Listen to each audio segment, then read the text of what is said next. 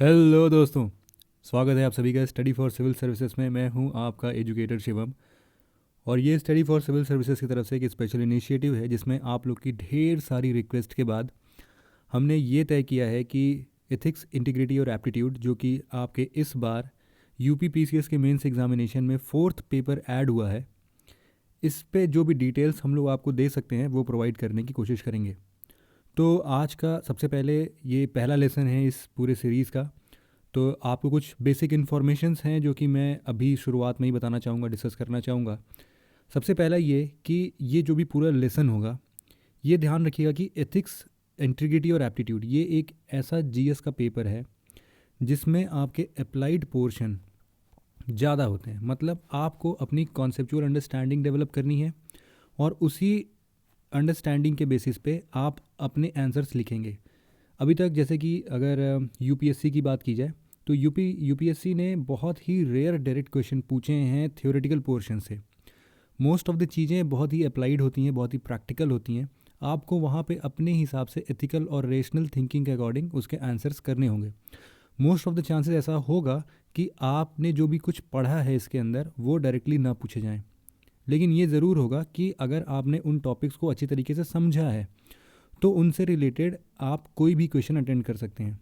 ये एक practical paper है जिसमें आपका कॉन्सेप्ट बहुत मैटर करता है। तो मेरा मेन मोटिव ये होगा आप सबके लिए कि आपके अंदर किसी भी टॉपिक का इस पेपर से रिलेटेड अंडरस्टैंडिंग डेवलप करना, कॉन्सेप्ट डेवलप करना, जिससे कि जैसे कि आप जो भी टर्मिनोलॉजीज आप यूज़ कर रहे हैं, मान लीजिए आपने यूज़ किया है इंटीग्रिटी।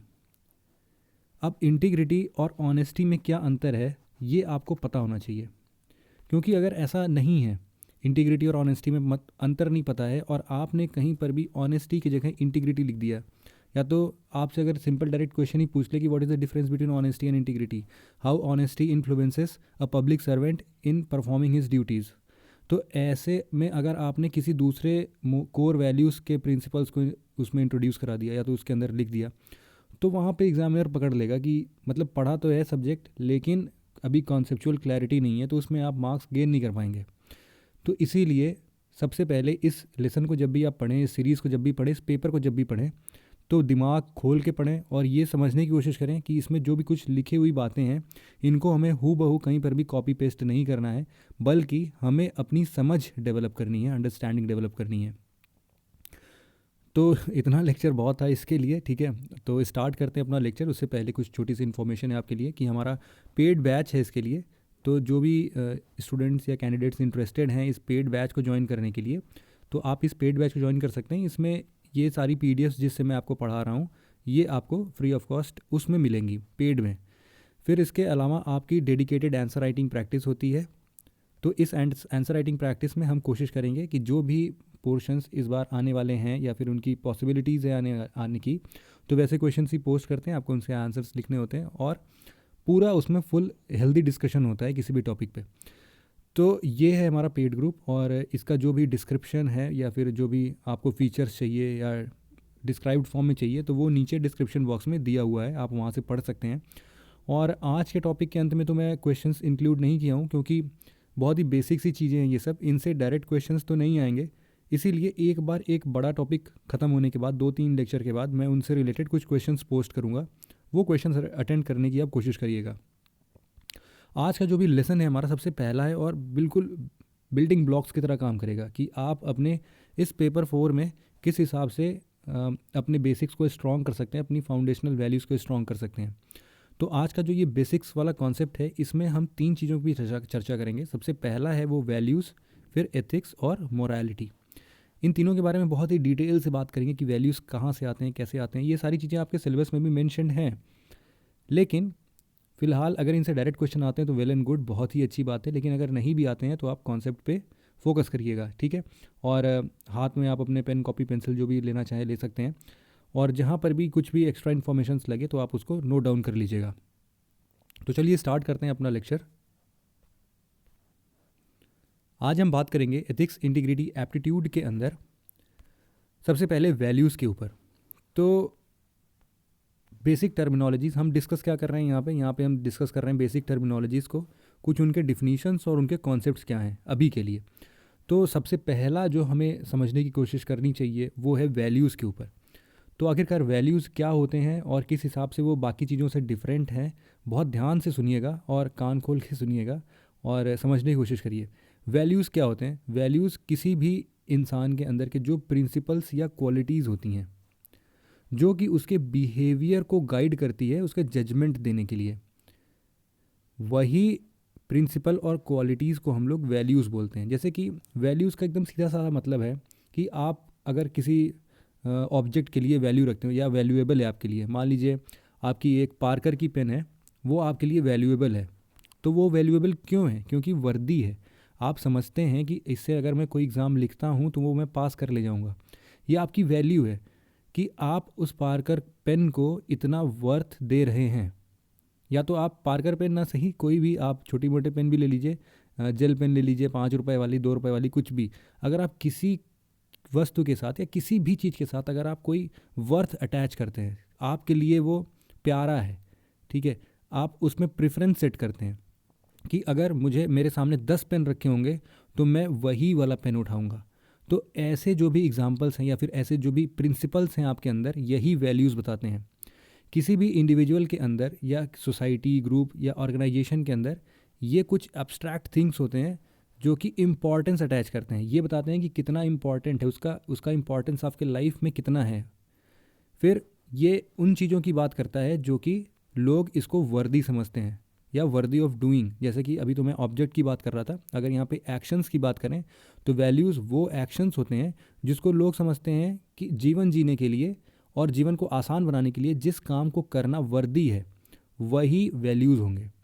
और ये हमारे प्रेफरेंसेस सेट करते हैं। जैसा कि मैंने बताया कि अगर आपके सामने 10 एक्शंस होंगे तो आप पर्टिकुलर एक एक्शन की तरफ जाएंगे। जैसे कि आपको मान लिया गया कि आप एक डेमोक्रेटिक कंट्री में रह रहे हैं, ठीक है, और डेमोक्रेसी जो है वो आपके लिए एक वैल्यू है।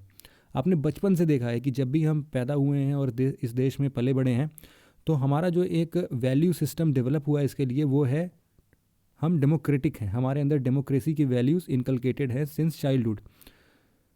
तो अगर आपसे कोई अभी बोले कि हम यहाँ पे ऑब्सोल्यूट मोनार्की लाने वाले हैं, या फिर आपके सामने दो चीज़ें रखी जाएं, ऑब्सोल्यूट मोनार्की जिसमें टायरनी होगी और दूसरी तरफ होगी डेमोक्रेटिक कंट्री या डेमोक्रेसी, तो आप किसको सेलेक्ट करेंगे? आपका प्रेफरेंस क्या होगा? यहाँ पर प्रेफरेंस आपका डेमोक्रेसी की तरफ जाएगा। यही आपका वैल्यू डिफाइन करेगा। यहाँ पर सबसे बड़ी बात जो बताने की है वो ये है कि इसमें कुछ भी सही या गलत ऐसा कुछ भी नहीं होता है। वैल्यू आपको सही और गलत का पहचान नहीं बताती है, वो एथिक्स और मोरालिटी के डोमेन में आता है। ये बात बिल्कुल ध्यान से कान खोल के सुन लीजिए, समझ लीजिए कि वैल्यूज़ जो है वो कभी भी सही या गलत या राइट और रॉन्ग का कॉन्सेप्ट नहीं देता है।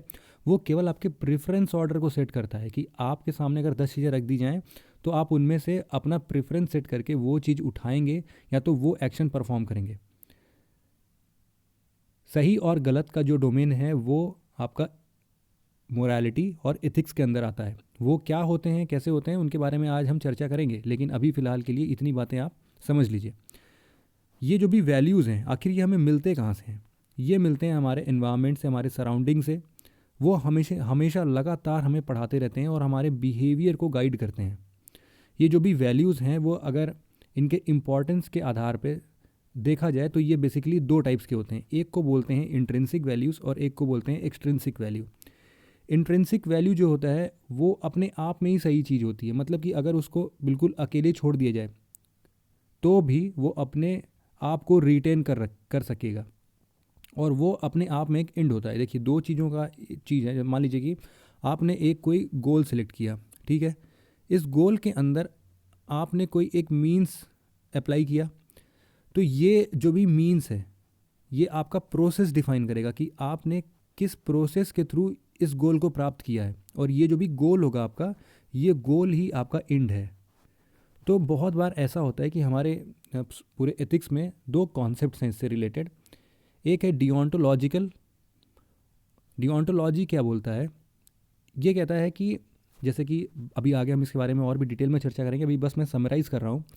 डिओंटोलॉजी बोलता है कि आप जो भी काम करते हैं उस काम में या फिर जो भी आपका गोल है उसको अचीव करने के लिए जो आपने मीन्स अप्लाई किया है ये एथिकल होना चाहिए, रेशनल होना चाहिए, जिससे क्या कॉन्सिक्वेंस होते हैं इससे नहीं मतलब है, लेकिन जो भी आपको मीन्स अप्लाई करना है वो बिल्कुल परफेक्ट होना चाहिए, वो सबके लिए मतलब जितना ज़्यादा से ज़्यादा लोगों के लिए वो सही हो पाए वो होना चाहिए।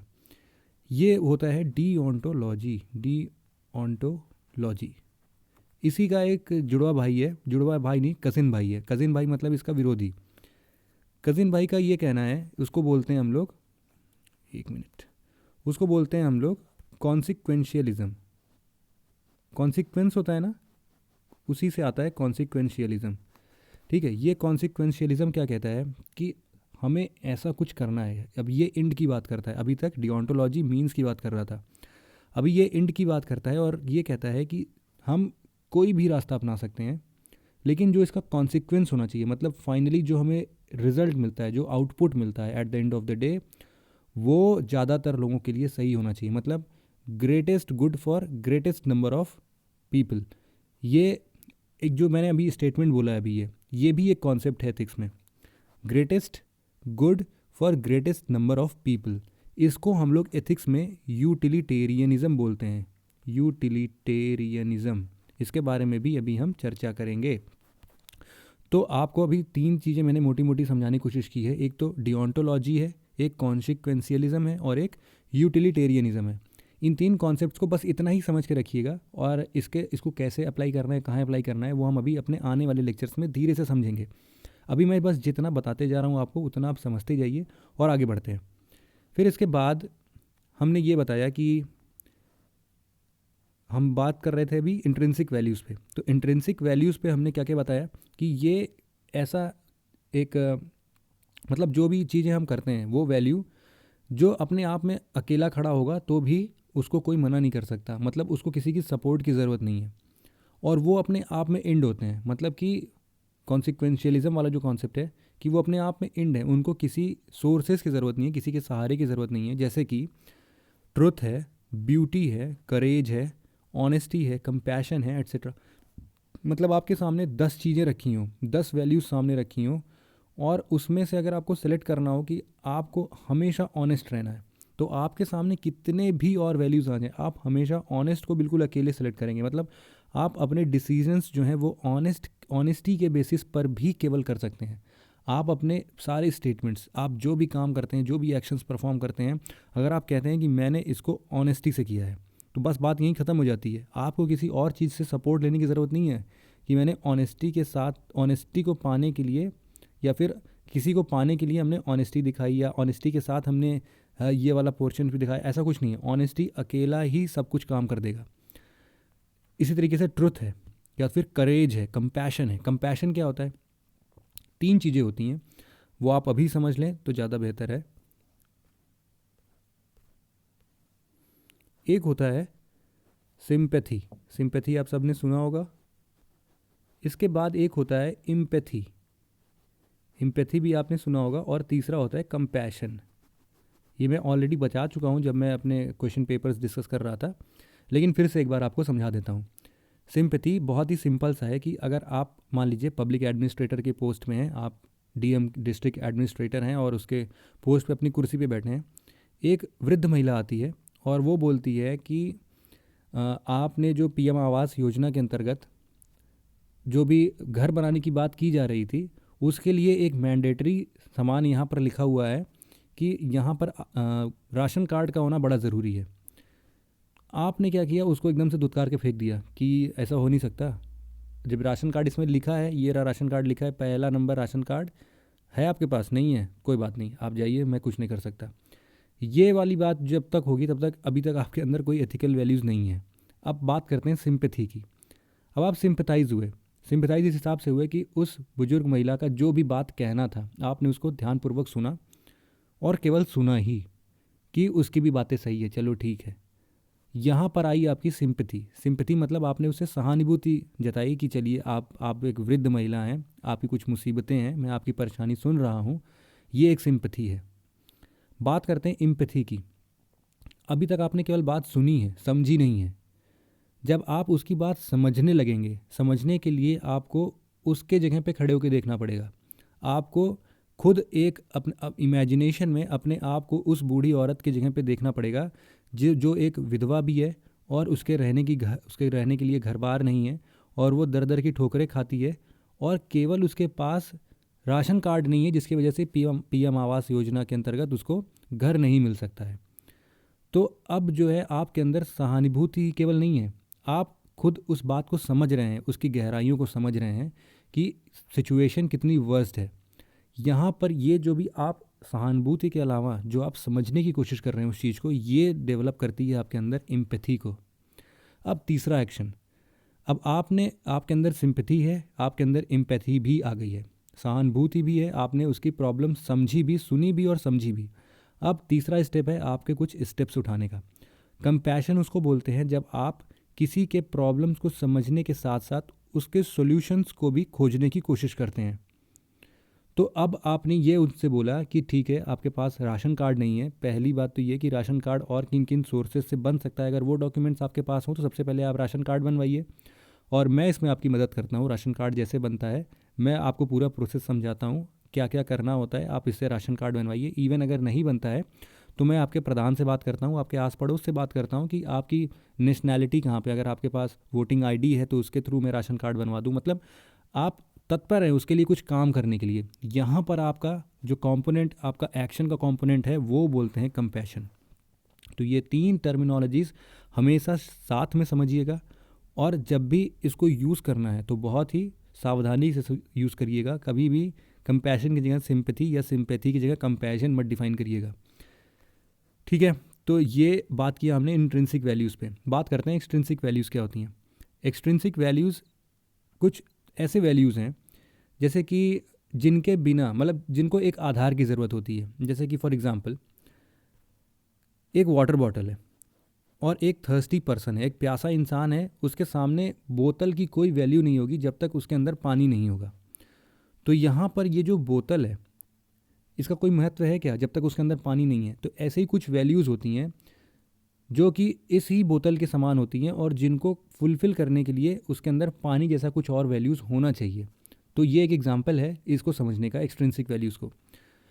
वैल्यूज़ जो है वो और भी बहुत सारे ऐसे ही पोर्शंस में डिवाइड की जाती हैं। यहाँ पर अच्छा एक बात है, जैसे कि मैंने उसमें बताया था कि वो अपने आप में एक इंड है, तो यहाँ पर क्या होगा कि ये इंड नहीं होगा, ये मीन्स होगा। और इस मीन्स को, मतलब आपका कोई वैल्यू है, उस वैल्यू को इंड तक अचीव करने के लिए आपको जो वैल्यू मीन्स के थ्रू चाहिए होगा, यही मीन्स होगी एक्सट्रिंसिक वैल्यू, और ये जो इंड होगा वो वैल्यू होगा इंट्रिंसिक वैल्यूज़। कुछ और वैल्यूज़ के कैटेगराइजेशन है, उनको डिस्कस करते हैं। पहला है पॉजिटिव वैल्यूज़ और नेगेटिव वैल्यूज़, कि कुछ वैल्यूज़ जो हैं वो पॉजिटिव नेचर के हो सकते हैं, कुछ नेगेटिव वैल्यूज़ हो सकते हैं। इन सब के एग्जांपल्स मुझे कमेंट सेक्शन में लिख के बताइए कि आपके हिसाब से पॉजिटिव वैल्यूज़ क्या क्या हैं, नेगेटिव वैल्यूज़ क्या क्या हैं। इनके अलावा प्रोडक्टिव वैल्यूज़ क्या क्या हैं, अनप्रोडक्टिव वैल्यूज़ क्या क्या हैं, और साथ ही साथ परमानेंट वैल्यूज़ और ट्रांजिएंट वैल्यू क्या क्या हैं। इन 6 के एग्जांपल ज़रा मुझे आप अपने लेवल पे समझिए इसको कि क्या पॉसिबल है, मतलब क्या एग्जांपल्स हो सकते हैं।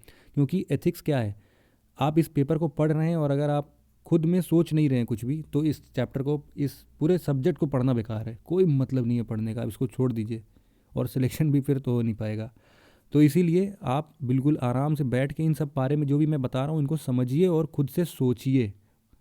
फिर इसके बाद हमारा एक और वैल्यूज़ का जो ये है, इंटेलेक्चुअल वैल्यूज़ बोलते हैं। देखिए ह्यूमन माइंड जो है, हमारा दिमाग जो है, वो बेसिकली 3 फंक्शंस करता है। पहला सोचने का काम करता है, फील करने का काम करता है, और अपनी इच्छा जताता है। ये 3 काम जो भी करेगा, इन्हीं के करस्पॉन्डिंग्स कुछ वैल्यूज़ डिफाइंड हैं, जैसे कि इंटेलेक्चुअल वैल्यूज़, एस्थेटिक वैल्यू और मोरल वैल्यू। जब भी हम सत्य के मार्ग में चलेंगे, या तो हम किसी भी चीज़ को रेशनली उसके गोल तक पहुंच रहे हैं, तो वो हमारा इंटेलेक्चुअल वैल्यू होगा। एस्थेटिक वैल्यू क्या है कि जब हम उसके बाहरी सुंदरता के ऊपर ध्यान देंगे और हम लोग इनर ब्यूटी को ना देख के आउटर अपीयरेंस और उसके कुछ जेस्चर्स और पोस्चर्स से अगर हम उसको, उस वैल्यू को इनकलकेट करने की कोशिश करते हैं, तो वो होता है ब्यूटी। जैसे ब्यूटी है वो एक एस्थेटिक वैल्यू है। अगर कोई प्यारा इंसान है, या तो हम हमेशा ब्यूटीफुल बनने की कोशिश करते हैं, क्योंकि मैंने बताया कि हम वैल्यूज़ क्या हैं, कि values are the things that we aspire for. हम एस्पायर करते हैं वैसा बनने के लिए, वो हमारा प्रेफरेंस ऑर्डर रहता है। हम हमेशा चाहते हैं कि अगर 10 चीज़ें होंगी तो हम उसमें से ये वाली चीज़ें सेलेक्ट करेंगे, प्रेफरेंस सेट करता है हमारा। और मोरल वैल्यू होती है। मोरल वैल्यू क्या है कि आप जब भी अपने इंडिविजुअल लेवल पे कुछ भी अच्छा करने की सोचते हैं तो उन वैल्यूज़ को मोरल वैल्यू कहते हैं। अभी मोरालिटी और मोरल क्या होती है, ये सारी चीज़ें भी हम डिस्कस करते हैं। आप अभी के लिए इतना समझिए कि मोरल वैल्यू जो है वो एक तरीके से गुडनेस है। कुछ वैल्यूज़ जो होती हैं यूनिवर्सल नेचर की होती हैं, मतलब कि वो टाइम और प्लेस के साथ चेंज नहीं होती, जिनको हम लोग फंडामेंटल वैल्यूज़ या कोर वैल्यूज़ के नाम से भी जानते हैं। ऐसी कुछ वैल्यूज़ है, आप दुनिया के किसी भी कोने में खड़े हो जाएंगे तो वो वैल्यू कोई भी गलत नहीं कहेगा, कभी भी गलत नहीं कहेगा। जैसे कि ऑनेस्टी, ये ऑनेस्टी कोई भी इंसान नहीं चाहता कि वो बेईमान हो, सब इंसान चाहते हैं कि वो ईमानदार हो। इवन एक चोर भी चाहता है कि वो ईमानदार हो। फिर दूसरा है नॉन वायलेंस। अरे चोर इसलिए चाहता है, वो कहता है कि मैं ईमानदारी से चोरी करूँगा, लेकिन ईमानदार रहना सब चाहते हैं, कोई भी बेईमान नहीं होना चाहता, अपनी नज़रों में गिरना नहीं चाहता। क्योंकि हमेशा जो इंसान का ये अपब्रिंगिंग होता है, उसकी जो सोच है वो हमेशा इस हिसाब से होती है कि अगर इंसान कभी अपने खुद के नज़रों में गिर जाएगा तो फिर वो ज़िंदगी में कुछ कर नहीं पाएगा। इसीलिए ये सारे ऐसे वैल्यूज़ होते हैं जो कि इंसान को हमेशा स्ट्रेंथ प्रोवाइड कराते हैं। तो इसीलिए इन सब वैल्यूज़ के साथ कोई भी छेड़छाड़ नहीं करता है और इनको कभी भी कोई डिग्रेड करने की कोशिश नहीं करता है। तो इसीलिए हर इंसान एस्पायर करता है कि वो ऑनेस्ट हो, और ऑनेस्ट बनने के लिए उसको जो कुछ भी करना पड़ता है वो सब कुछ काम करता है। इसके बाद नॉन वायलेंस, कोई भी नहीं चाहता मारपीट करना, सब पीस चाहते हैं, सब प्यार चाहते हैं, लव चाहते हैं। तो ये सब ऐसे कुछ यूनिवर्सल वैल्यूज़ हैं जो कि आप देश के या दुनिया के किसी भी कोने में चले जाएंगे तो ये वैल्यूज़ कभी भी ख़त्म नहीं होंगे। कुछ ऐसे वैल्यूज़ होते हैं जो कि टाइम के साथ चेंज होते हैं। तो वो वैल्यूज़ कौन से हैं, जैसे कि बात करें रोल मॉडल्स की। अगर हम छोटे से बचपन में जब 2 साल 3 साल के होते हैं तो हमारे पेरेंट्स हमारे रोल मॉडल होते हैं। हमें क्या बनना है, अगर पापा टीचर हैं तो हमें टीचर बनना है। अगर मम्मी कहीं जाके कुछ पढ़ा रही हैं या तो मम्मी फैशन डिज़ाइनिंग में है तो हमें क्या बनना है, रोल मॉडल, हमें मम्मी जैसे बनना है। तो इस हिसाब से हम अपने रोल मॉडल को बिल्कुल अपने से आस-पास के लोगों से जोड़ के देखते हैं। लेकिन जैसे जैसे हम बड़े होते हैं, दुनिया में और भी चीज़ें देखते हैं, जब हम स्कूल्स में इंट्रोड्यूस होते हैं तो हमारे जनरल नॉलेज के ऐसे चैप्टर्स होते हैं या हमें ऐसे चैप्टर्स पढ़ाए जाते हैं कुछ इंडिविजुअल, कुछ स्पेसिफिक पर्सनालिटीज़ के बारे में जो कि हमें इन्फ्लुएंस करते हैं। और इन इन्फ्लुएंसेस के थ्रू हमारे रोल मॉडल चेंज होते रहते हैं, मतलब हम अपनी वैल्यूज़ को चेंज करते हैं। पहले हम एस्पायर किसके लिए करते थे, हम टीचर बनने के लिए एस्पायर करते थे, टीचर बनना ही हमारी वैल्यूज़ थी। लेकिन अभी क्या है, हमने किसी एक ऐसे इंसान को देखा जो कि एक बहुत बड़ा प्लेन उड़ाता है, तो हमारा वैल्यू चेंज हो गया। अब हम टीचर नहीं बनना चाहते, हम पायलट बनना चाहते हैं। अब पायलट बनना जो है वो हमारा वैल्यू है। तो इस हिसाब से रोल मॉडल्स के बेसिस पे वो value time to time change होता है। दूसरा सोशल एट्रॉसिटीज़, जैसे कि सती। जब बात करें राजा राम मोहन रॉय के टाइम की, 1830s की बात करें, तो उस टाइम पे क्या होता था कि अगर कोई महिला सती परफॉर्म कर रही है तो उसको समझा जाता था कि यही पतिव्रता पत्नी है और इसी में इसकी भलाई है कि इसने अपना जो अभी जैसे पद्मावत मूवी आपने देखी होगी, उसमें इतना डिबेट भी चल रहा था कि आखिरकार पत्नी अपनी जो प्योरिटी है वो प्रूफ करती हैं और इसी को अच्छा माना जाता था, इसी को एक वैल्यू कंसीडर किया जाता था। लेकिन आज के टाइम पे कोई सती के लिए खड़ा होगा क्या? कोई चाहेगा कि कोई महिला अपने पति की मृत्यु के बाद वो भी आग में कूद जाए? नहीं।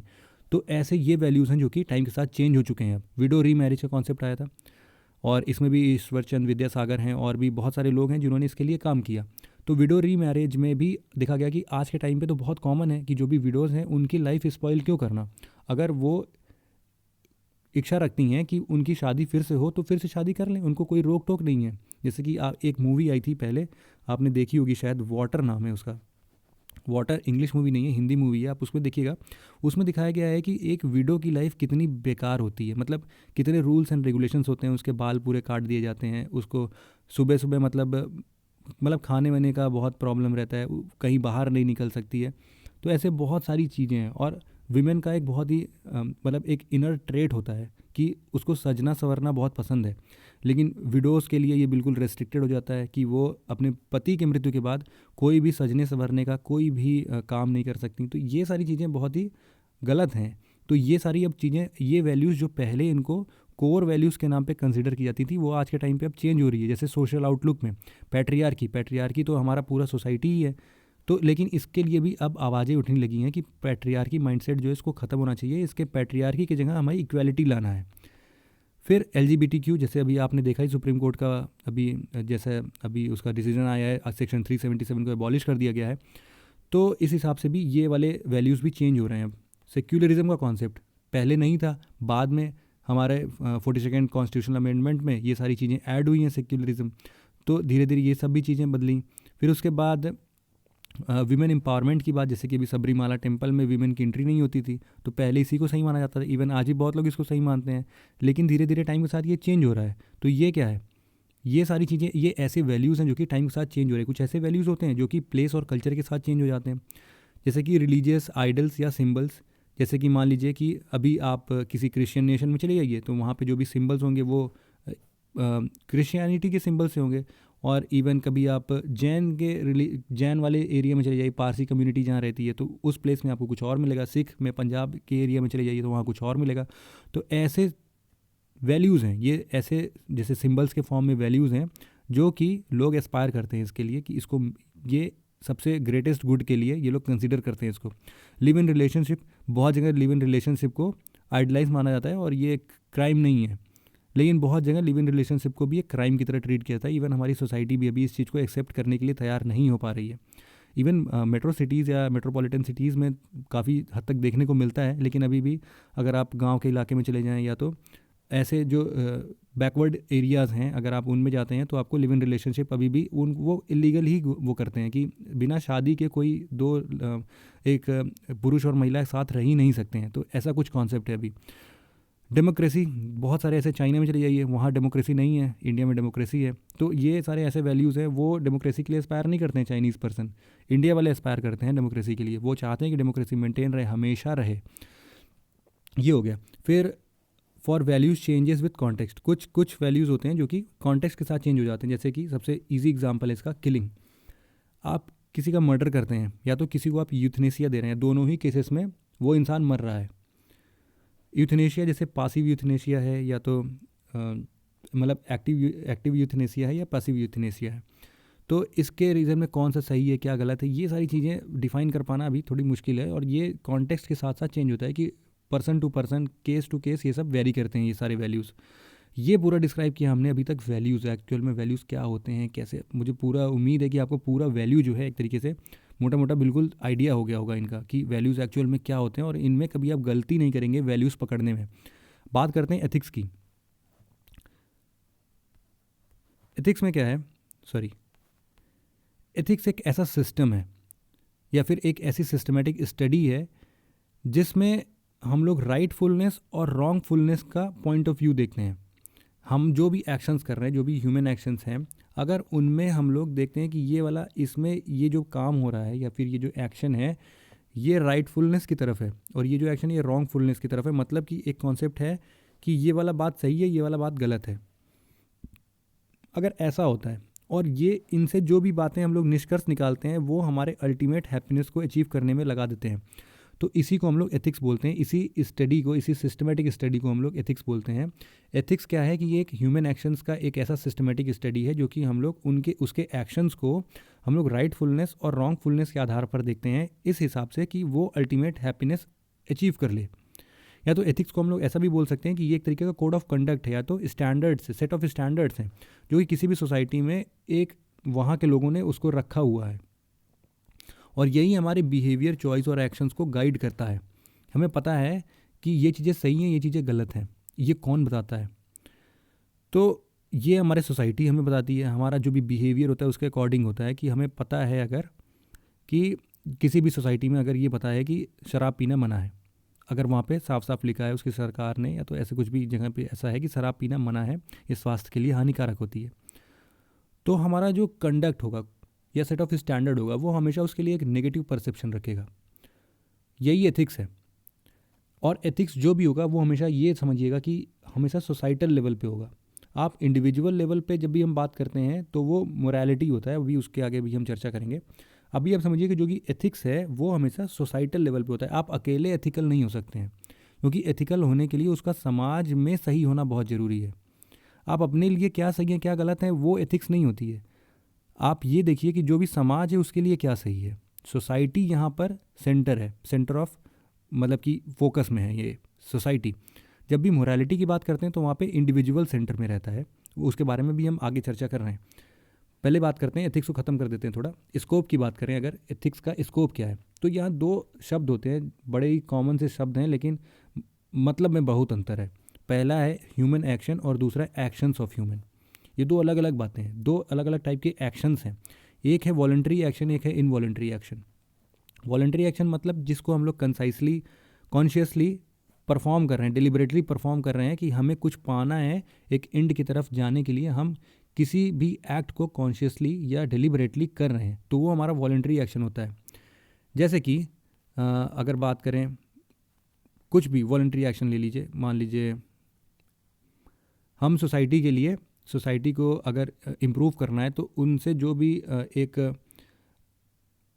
मर्डर वाला, एक मान लीजिए कि मर्डर का एक सीन है, तो एक ऐसे वहाँ पे ग्रुप का डेवलपमेंट हो रहा है जो कि लोगों का मतलब चोरी डकैती के साथ साथ मर्डर भी करता है।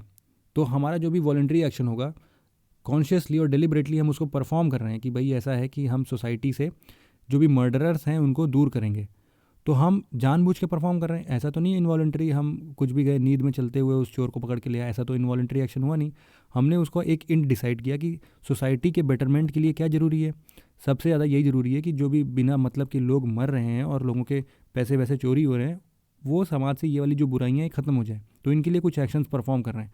वो हमारा वॉलंटरी एक्शन है, वही हमारे एथिक्स का डोमेन है, वही हमारे एथिक्स का स्कोप है। जो भी इनवॉलंटरी एक्शंस होते हैं, मतलब जैसे कि एक्ट ऑफ स्लीपिंग, ब्रीदिंग, ये इनवॉलंटरी है। हम क्या इनके लिए कुछ प्रयास करते हैं? हम सांस लेने के लिए हर बार सोचते हैं कि अब हमें सांस लेना चाहिए, अब नहीं लेना चाहिए, या फिर सोने के बाद हमारा दिमाग चलता है क्या? मतलब चलता है, अनकॉन्शियसली चलता है, लेकिन स्लीपिंग में हम कुछ भी काम तो नहीं कर रहे हैं। इनवॉलंटरी एक्शंस होते हैं ये सब। तो एथिक्स जो है ऐसे इनवॉलंटरी एक्शंस में स्कोप नहीं रखता है। ह्यूमन एक्शंस ही एथिक्स का मेन स्कोप है। इसके बाद बात करते हैं एथिक्स के ब्रांचेस की। तो 4 ब्रांचेस हैं। सबसे पहला जो है वो है डिस्क्रिप्टिव एथिक्स। डिस्क्रिप्टिव एथिक्स एक तरीके से ऐसा एम्पिरिकल इन्वेस्टिगेशन है लोगों का, जो कि इस बात को एक्सप्लेन करता है कि एक जनरल पैटर्न क्या है किसी की भी ज़िंदगी का, या तो एक सोसाइटी का, उनके अंदर के मोरल बिलीव्स क्या हैं, और इन्हीं सब चीज़ों को पढ़ने की कोशिश करता है। मतलब कि ये समझता है कि आखिरकार जिस हिसाब से सोसाइटी ने अपने कुछ rules and regulations, code of conduct, set of standards बना लिए हैं, आखिर उनका इवोल्यूशन कैसे हुआ, उसकी हिस्ट्री कैसी रही है। तो इसी के बारे में डिस्क्रिप्टिव एथिक्स पढ़ने की कोशिश करता है। ये इसके अंदर क्या क्या करता है, जैसे कि कुछ सर्टेन टैबूज़ हैं, जैसे कि टैबूज़ के तौर पे आप पर्दा सिस्टम ले लीजिए, तो इनको रिकॉर्ड करता है आखिर ये जो एथिक्स है ये कहाँ से डेवलप हुई, कहाँ से शुरू हुआ, इनका इवोल्यूशन कैसे हुआ, ये सारी चीज़ें पढ़ने की कोशिश करता है। जो भी कस्टम्स हैं, कन्वेंशंस हैं वहाँ के, जैसे कि family as an institution, marriage as an institution, इन सब चीज़ों की बारी, इनके इवोल्यूशन और हिस्ट्री के बारे में पढ़ने की कोशिश करता है। ये एथिक्स है, ये आपका डिस्क्रिप्टिव एथिक्स है। दूसरा जो पार्ट आता है वो होता है नॉर्मेटिव एथिक्स। नॉर्मेटिव एथिक्स के अंदर नॉर्मेटिव एथिक्स ये होता है कि कुछ लोगों ने ऑलरेडी अपने नॉर्म्स, रूल्स या सेट ऑफ स्टैंडर्ड्स प्रेस्क्राइब किए होते हैं। उन्हीं प्रेस्क्राइब्ड ऐसे स्टैंडर्ड्स को जो कि सोसाइटी एस्पायर करती है कि हमें उसी के अकॉर्डिंग एक्ट करना चाहिए, उनके बारे में स्टडी करता है। मतलब कि 2 चीज़ें होती हैं। एक तो होता है कि humans are acting according to their will. दूसरा होता है कि ह्यूमंस आर एक्टिंग मतलब how people are acting that ought to act, मतलब कि वो उनको कैसा करना चाहिए था और वो कैसा कर रहे हैं अभी। तो इन दोनों में अंतर है। तो कैसा करना चाहिए था, ये वाली बातें नॉर्मेटिव एथिक्स के अंदर आती हैं। ये ऐसा होता है कि मान लीजिए कोई भी सही या गलत कंडक्ट है किसी भी सोसाइटी का या किसी भी इंसान का, तो उसके मोरल स्टैंडर्ड्स को कौन रेगुलेट करता है और इसका डिसीजन आखिरकार उसने कैसे लिया और इसके निष्कर्ष तक वो कैसे पहुंचा, इन सब के बारे में नॉर्मेटिव एथिक्स पढ़ता है। जैसे कि इसमें बहुत सारे कॉन्सेप्ट्स आते हैं हमारे, जो कि अभी हम लोग अपने आने वाले लेक्चर्स में सब देखेंगे। जैसे कि एरिस्टोटल का वर्च्यू एथिक्स है, कांट का डिओंटोलॉजिकल एथिक्स है। डिओंटोलॉजी मैंने बताया कि इसमें मीन्स पे फोकस करते हैं। मिल्स का कॉन्सिक्वेंशियलिज्म है, इसी को यूटिलिटेरियनिज्म भी बोलते हैं कि greatest good for greatest number of people. फिर भगवत गीता का निष्काम कर्मयोग है कि आप कर्म करते जाएं और फल की इच्छा न करें। गांधी का नॉन वायलेंस का ये कॉन्सेप्ट है। तो ये सब के बारे में ये पढ़ने की कोशिश करता है। और एक रूल आप हमेशा ध्यान रखिएगा, कभी भी अगर आपको एथिकल डिलेमा में आप फंसते हैं तो आपको ये पार लगाएगा, ये गोल्डन रूल। गोल्डन रूल बोलता है कि we should do to others what we want others to do to us. हमें वही काम दूसरों के लिए करना चाहिए जो कि हम एक्सपेक्ट कर रहे हैं कि लोग हमारे लिए करें। तो ये एक तरीके का ऐसा सिंगल प्रिंसिपल है जो कि हमें सभी प्रिंसिपल्स या सभी डिसीजंस पे पहुंचने में मदद करता है। तो इस गोल्डन रूल को जितने भी लोग हैं वो सब अप्लाई करते हैं। मतलब इसको अगर इस गोल्डन रूल को देखा जाए तो वर्च्यू एथिक्स में, डिओंटोलॉजिकल एथिक्स में, कॉन्सिक्वेंशियलिज्म में, निष्काम कर्म में, नॉर्मल, मतलब जितने भी काइंड्स ऑफ ये सब होते हैं, इन सब में आप इस गोल्डन रूल को अप्लाई कर सकते हैं। तीसरा जो टाइप है वो है मेटा एथिक्स। मेटा एथिक्स क्या होता है कि जो भी एथिकल टर्म्स हैं या थ्योरीज़ हैं वो उनका असल में क्या मतलब है, इसी की स्टडी मेटा एथिक्स करता है। ये किसी भी थ्योरी की वैलिडिटी बताता है। और जैसे कि जैसे एग्जांपल के तौर पे अगर हम लें कि मोरल जजमेंट है, तो मोरल जजमेंट का क्या मतलब होता है ये सोचेगा मेटा एथिक्स। या तो मोरल जजमेंट का नेचर क्या है, कैसे हम लोग मोरल जजमेंट पाते हैं, क्या प्रोसेस अचीव करने पे मोरल जजमेंट मिलता है, ऐसे ही थ्योरीज़ के वैलिडिटी पे ये काम करता है और पढ़ने की कोशिश करता है। चौथा और आखिरी जो है वो है अप्लाइड एथिक्स। ये स्पेसिफाइड या कंट्रोवर्शियल मोरल इश्यूज़ पे एनालाइज करता है या उसके ऊपर चर्चा करता है। जैसे कि अभी LGBTQ वाला है कि सेक्शन 377 असल में ज़िंदगी में कितनी सक्सेसफुल है, या तो ये क्या ये सही बात है, ये मोरल बेस पे, मोरल ग्राउंड्स पे सही है। एनिमल राइट्स के लिए हमने क्या क्या प्रोटेक्शन करनी चाहिए और किस हद तक करनी चाहिए, एनिमल राइट्स क्या होते हैं, उनको ये अधिकार देना भी चाहिए कि नहीं देना चाहिए। तीसरा यूथनेसिया। ये क्या मैंने लिख दिया है इसमें, सॉरी, यहाँ पे यूथनेशिया कर लीजिए आप लोग। यूथनेशिया का ये जो कॉन्सेप्ट है, किसी को मार देना, जान से मार देना, ये कहाँ तक सही है। या तो एबॉर्शन या सरोगेसी, जैसे सरोगेसी के लिए हम लोग किसी दूसरे महिला का इस्तेमाल जिस हिसाब से भी करते हैं, क्या वो सही है, वो सरोगेट मदर का ये जो कॉन्सेप्ट है ये क्या एथिकली सही है। तो ऐसे चीज़ों पे जो कंट्रोवर्शियल होते हैं, ऐसे मोरल इश्यूज़ पे ये जो काम करता है, पढ़ता है, एनालाइज करता है, उसको हम लोग अप्लाइड एथिक्स बोलते हैं। इसके बाद कुछ बात करते हैं डिटर्मिनेंट्स ऑफ एथिकल बिहेवियर पे। तीन बातें होती हैं, तीन डिटर्मिनिस्टिक फैक्टर्स हैं जो कि हमारे एथिकल बिहेवियर और डिसीजंस को इन्फ्लुएंस करते हैं। सबसे पहला इंडिविजुअल लेवल पे। इंडिविजुअल लेवल पे जो भी हमारे इंडिविजुअल पर्सनालिटी ट्रेट्स होते हैं या इंडिविजुअल वैल्यू सिस्टम होता है, हमारा अपब्रिंगिंग कैसे हुआ, हमारा एजुकेशन सिस्टम कहाँ से रहा है, रिलीजियस बिलीव्स, एक्सपीरियंसेस जो भी होते हैं, ये हमारे इंडिविजुअल लेवल की बात हो रही है। ये हमारे एथिक्स को डील करते हैं या उसको डेवलप करते हैं। यही हमारे एथिकल बिहेवियर को डेवलप कर रहे हैं। दूसरा हमारा कल्चरल बैकग्राउंड से आता है कि हम किस कल्चर और किस देश से बिलोंग करते हैं। तीसरा जो है वो हमारा सोसाइटल लेवल पे है कि किस ऑर्गेनाइजेशन में हम काम कर रहे हैं, कौन सी सोसाइटी में रह रहे हैं, जो भी ऑर्गेनाइजेशन में काम कर रहे हैं वहाँ पे कौन से एथिक्स प्रिवेल कर रहे हैं, वहाँ पे प्रॉफिट ओरिएंटेड है। जैसे कि दो चीज़ें होती है, एक पब्लिक ऑर्गेनाइजेशन होता है, एक प्राइवेट ऑर्गेनाइजेशन होता है। पब्लिक ऑर्गेनाइजेशन प्राइवेट ऑर्गेनाइजेशन के मोटोज़ में क्या अंतर है, ऑब्जेक्टिव्स में क्या अंतर है। प्राइवेट ऑर्गेनाइजेशन का एकमात्र मोटिव ये होता है कि प्रॉफिट मैक्सिमाइजेशन, हमें कुछ भी करके अपने प्रॉफिट को मैक्सिमाइज़ करना है। लेकिन पब्लिक ऑर्गेनाइजेशन का ये एकमात्र गोल नहीं होता। उनका गोल जो भी होगा वो इस हिसाब से होगा कि हम ऐसा कुछ करें कि हमारा प्रॉफिट तो मैक्सिमाइज़ हो ही, साथ ही साथ जितने भी लोग इससे अटैच्ड हैं, इस सर्विस जिनको हम प्रोवाइड कर रहे हैं, या तो जितने भी कर्मचारी हमारे इस ऑर्गेनाइजेशन में हैं, उन सब के लिए कुछ ना कुछ अच्छा ही हो। मतलब यूटिलिटेरियनिज्म यहाँ पर पब्लिक ऑर्गेनाइजेशन में हमेशा यूज़ होता है। एक मिनट, इसको डिलीट कर देता हूँ।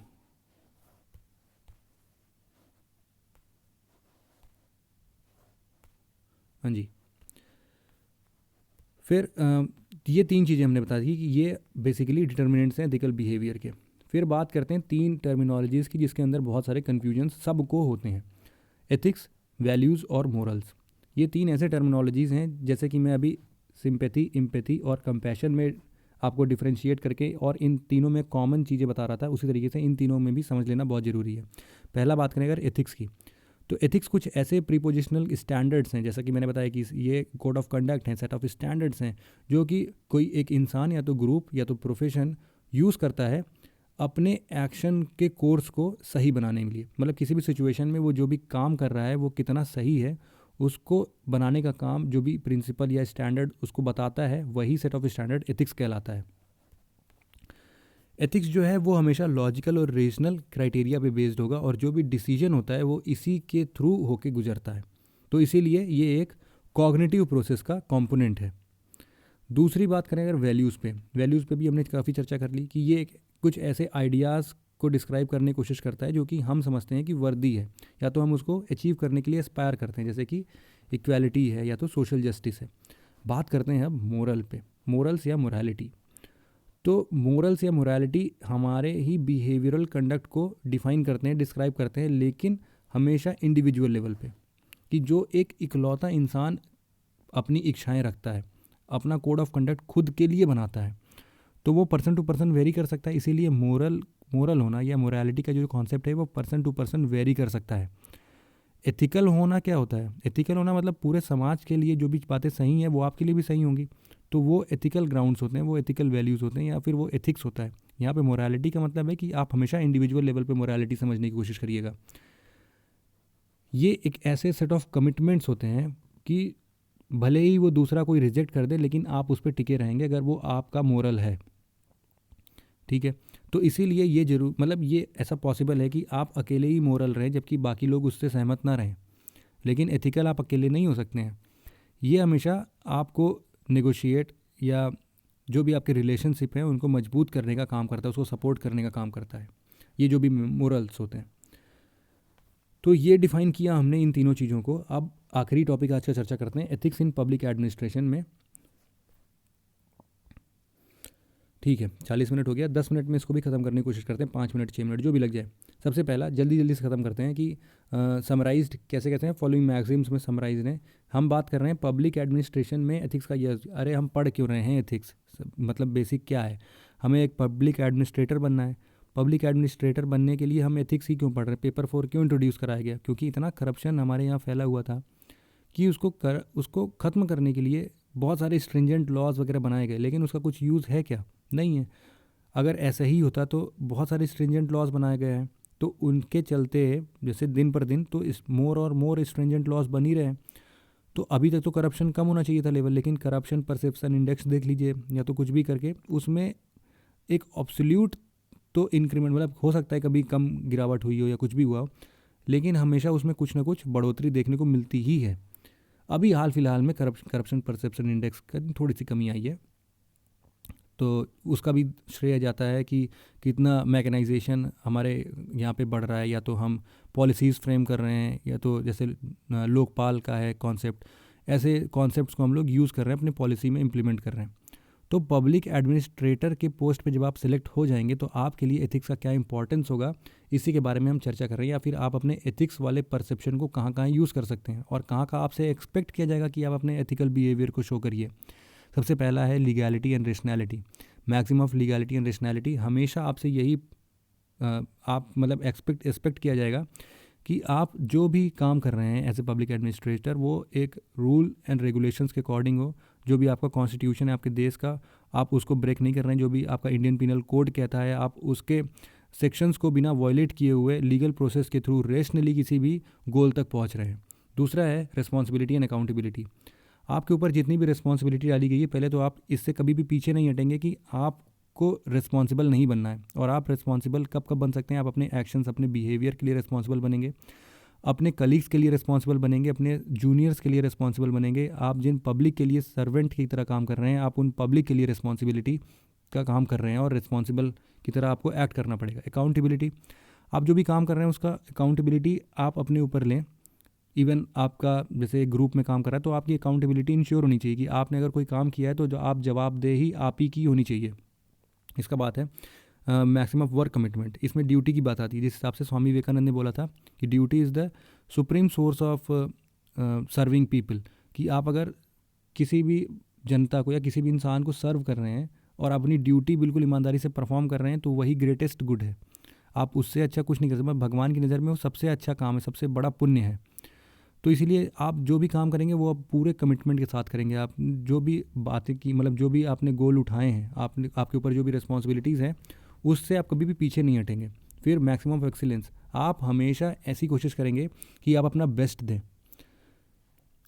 जो भी टोटल क्वालिटी मैनेजमेंट की बात होगी कि पूरा जितना भी आपके ऊपर रिस्पॉन्सिबिलिटीज़ दी गई है, जो भी काम आपको करना है आपके जिम्मे है, उसमें आप हमेशा वही बातें करेंगे जो कि एक्सीलेंस की ओर ले जाएगा। क्योंकि आप प्रेसिडेंट सेट कर रहे हैं अपने आने वाले एडमिनिस्ट्रेटर के लिए, या तो अपने जूनियर्स के लिए, अपने कलीग्स के लिए, वो उन छोटे छोटे बच्चों के लिए जो आपको एस्पायर करते हैं। वो सोचते हैं कि कभी बड़े होकर वो आपकी तरफ बनेंगे, क्योंकि आप उनके लिए एक रोल मॉडल है। तो अगर आप इस एक्सीलेंस से काम नहीं कर रहे हैं तो उनके ऊपर भी इसका गलत प्रभाव पड़ेगा। और आप इवन पॉलिसीज़ फ्रेम कर रहे हैं तो वो पॉलिसी फ्रेम करने के लिए आपके अंदर ऐसा टोटल क्वालिटी मैनेजमेंट का होना बहुत ज़रूरी है, क्योंकि आपको सारे स्टेक होल्डर्स को साथ में लेके चलना है। किसी का भी मतलब किसी को भी तकलीफ़ नहीं होनी चाहिए आपके डिसीजन से। फिर है मैक्सिमम ऑफ फ्यूजन। फ्यूजन का मतलब भी यही था कि जितने भी स्टेक होल्डर्स हैं, पब्लिक है, आपके सीनियर्स हैं, आपके कलीग्स हैं, आपके जूनियर्स हैं, वो सब के सब आपको साथ में लेके चलने हैं। मैक्सिमम रिस्पॉन्सिवनेस एंड रेजिलियंस, आप जो भी काम कर रहे हैं उसके लिए आप हमेशा तत्पर रहें, मतलब आपका जो भी रिस्पॉन्स रहे वो हमेशा पॉजिटिव फीडबैक के साथ ही रहे। Maximum of utilitarianism, greatest good for the greatest number of people, आप जो भी काम कर रहे हैं वो हमेशा इसी उद्देश्य के साथ करेंगे। मैक्सिमम कंपैशन है, मैक्सिमम ऑफ नेशनल इंटरेस्ट है, मतलब आप जो भी काम कर रहे हैं, जो भी एक्शंस परफॉर्म कर रहे हैं आप एज एन एडमिनिस्ट्रेटर, वो कहीं ना कहीं आपके नेशनल इंटरेस्ट के ऊपर गलत इंप्रेशन नहीं डालना चाहिए। आपका नेशनल इंटरेस्ट आपका सुप्रीम गोल होना चाहिए कि हम किसी भी हालत में अपने नेशन के इंटरेस्ट को गिरा नहीं सकते हैं, उसके लिए आपको कुछ भी करना पड़े। जैसे कि आप ऐसे किसी एरिया में आपको ऐसा कैडर मिलता है जो कि इंटरनेशनल बॉर्डर शेयर करता है, तो उन सारे टाइम पे आप अपने नेशनल इंटरेस्ट को दाव पे लगा ही नहीं सकते कि हमारे लोग हैं, हमारे कुछ, मतलब नेशनल इंटरेस्ट जो है वो आपका सुप्रीम मतलब गाइडिंग प्रिंसिपल है। फिर मैक्सिमम ऑफ जस्टिस है, आप जो भी डिसीजंस लेते हैं उसमें जस्टिस, ट्रांसपेरेंसी मेंटेन करेंगे। और maximum of integrity, integrity is the mother of all values. आप कभी इसको पढ़ेंगे, हम अपने नेक्स्ट लेक्चर में इसको डिफाइन करने की कोशिश करेंगे कि इंटीग्रिटी होता क्या है। और छोटे में अगर बताऊं तो आप किसी भी काम को लगातार करते जा रहे एक सीक्वेंस मेंटेन कर रहे हैं। जैसे कि आप ऑनेस्टी परफॉर्म करते हैं, ठीक है, आप किसी भी काम को बिल्कुल सच्चे मन से करते हैं, पूरे लगन के साथ करते हैं, और इसमें आपने एक सीरीज़ बना रखी है, एक सीक्वेंस बना रखी है, आपने हमेशा ऐसे ही काम किया है, तो ये आपकी इंटीग्रिटी को दर्शाता है। मतलब आप जो भी सही काम कर रहे हैं अगर आप उसको मेंटेन करते हुए चल रहे हैं, यही इंटीग्रिटी है आपकी इंटीग्रिटी, और इसीलिए इसको मदर ऑफ ऑल वैल्यूज़ बोलते हैं। तो सबसे इंपॉर्टेंट वैल्यू आपके अंदर होने की क्या है, वो है इंटीग्रिटी। अपने आगे आने वाले लेक्चर्स में हम लोग पब्लिक रिलेशंस के बारे में पढ़ेंगे, और पब्लिक रिलेशन में मतलब ethics in public relation, values in public relation, और इनके अलावा हम पढ़ेंगे ह्यूमन वैल्यूज़ क्या क्या है। और ह्यूमन वैल्यूज़ में हम लोग नोलन कमेटी जो है उसके रिकमेंडेशन की बात करेंगे कि उसने 7 वैल्यूज़ बताए थे, वो 7 वैल्यूज़ कौन कौन से, उनके क्या क्या मतलब हैं। तो इन सब के बारे में हम अगले लेक्चर में चर्चा करेंगे। फिलहाल आज के लेक्चर में बस इतना ही था। आशा करता हूँ आपको ये सारी बातें समझ में आई होंगी जो मैं आपको समझाने की कोशिश कर रहा था, और आपको पसंद आया होगा। अगर आपको पसंद आता है और आप ऐसे ही लेक्चर और सुनना चाहते हैं मेरे से, तो प्लीज़ इस वीडियो को लाइक करिए और कमेंट करके मुझे ज़रूर से बताइए कि आपको ये वीडियो कैसा लगा और इसमें क्या क्या इंप्रूवमेंट और लाई जा सकती है। तो दोस्तों आज के लिए बस इतना ही था, और इनके जो भी PDFs हैं वो आपको पेड ग्रुप में सब मिल जाएंगे। तो इन पेड ग्रुप्स के लिए आपको जो भी फीस है वो नीचे डिस्क्रिप्शन बॉक्स में दिया हुआ है, उसके तरीके से आप ज्वाइन कर सकते हैं, ये PDFs ले सकते हैं। और जो भी अंडरस्टैंडिंग मैं आपको डेवलप कराना चाहता हूँ, प्लीज़ इस पर स्टिक करे रहिए। मैं आपको पूरी टॉपिक्स पढ़ाऊँगा बहुत अच्छे तरीके से, पूरा एथिक्स आपका कवर हो जाएगा, कोई भी प्रॉब्लम नहीं आएगी आपको। तो इनसे रिलेटेड जो भी क्वेश्चंस वगैरह होते हैं, अभी 2-3 लेक्चर्स मुझे पढ़ाने दीजिए, उसके बाद मैं आप पे क्वेश्चन करना स्टार्ट करूँगा। तो उन क्वेश्चंस के आप आंसर लिखना स्टार्ट कर दीजिएगा। तो that's all for today friends, thank you very much for listening it, have a nice day.